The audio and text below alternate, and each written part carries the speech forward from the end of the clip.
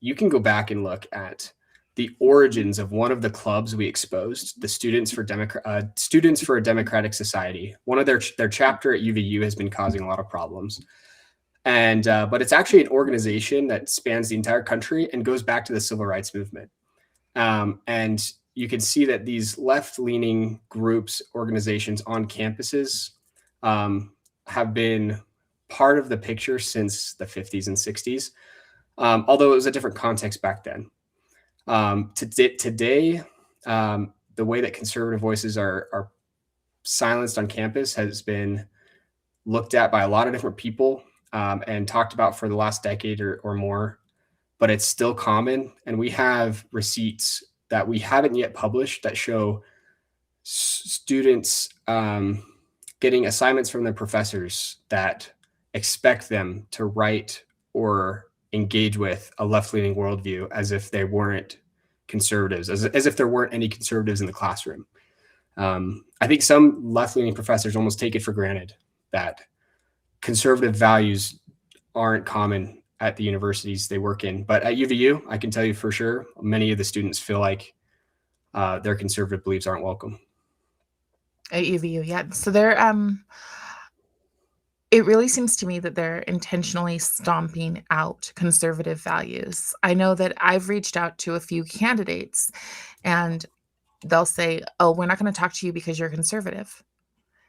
And I'm so shocked, having moved here from Washington State, that that's what we're facing in the place that we sought refuge.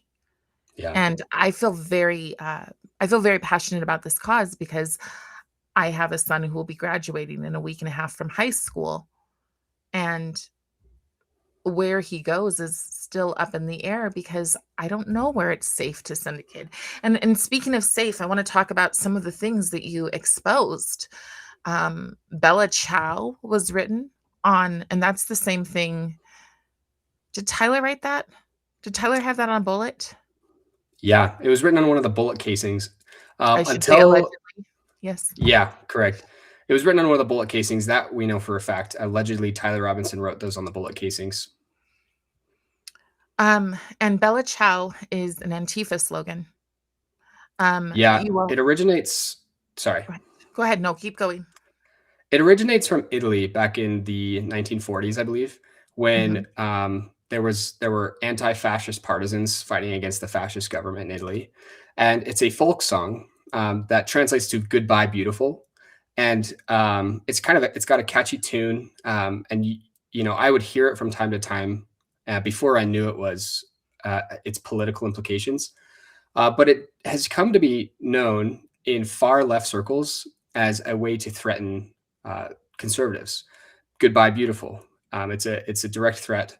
And since it was written on the bullet casings allegedly used by Tyler Robinson, conservatives, especially at UVU, are a little bit sensitive to that.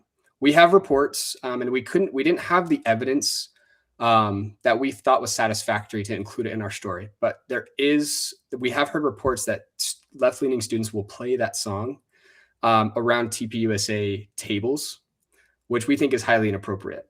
If it happens again, we're hoping to get video evidence of it. But we know for sure that it's being written down and used in group chats and written down on sidewalks during protests. Why is it being allowed? This is a really good question.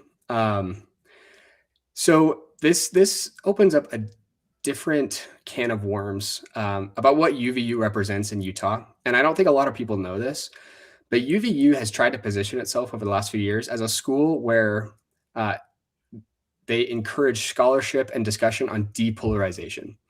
The outgoing president, Astrid Tumenez, launched an initiative that she called Better Selves for a Better America in the wake of Charlie Kirk's assassination. And she pulled levers that they had already at UVU with organizations they'd worked with in the past to bring in these depolarizing organizations, some of which, some of these organizations I think are very good, like Braver Angels, and other organizations that I think aren't. But they brought in organizations to try and help the student body and to help the university recover from Charlie Kirk's assassination. But what ended up happening was that they kind of squashed Charlie Kirk himself, and they squashed what his values were, and they tried to use his death as a way to rally around unity.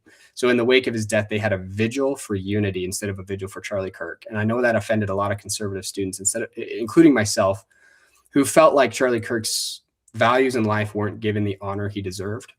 And there's talk of a memorial where he was shot, and there are many calling for a memorial for unity rather than a memorial for Charlie Kirk. That's the kind of rhetoric that UVU has kind of tried to push out in the wake of the assassination, that, hey, we just need to come together and be friends and be civil.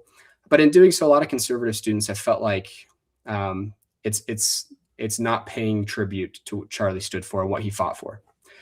And that it's trying to overshadow him. And we feel like a memorial for unity would be offensive. But right. Well, the thing is that, do you unify with things that you fundamentally disagree with? And who's being asked to unify? I think that's really important, because it's always you need to give in, you need to be better. We're already better, right? We're already the better group.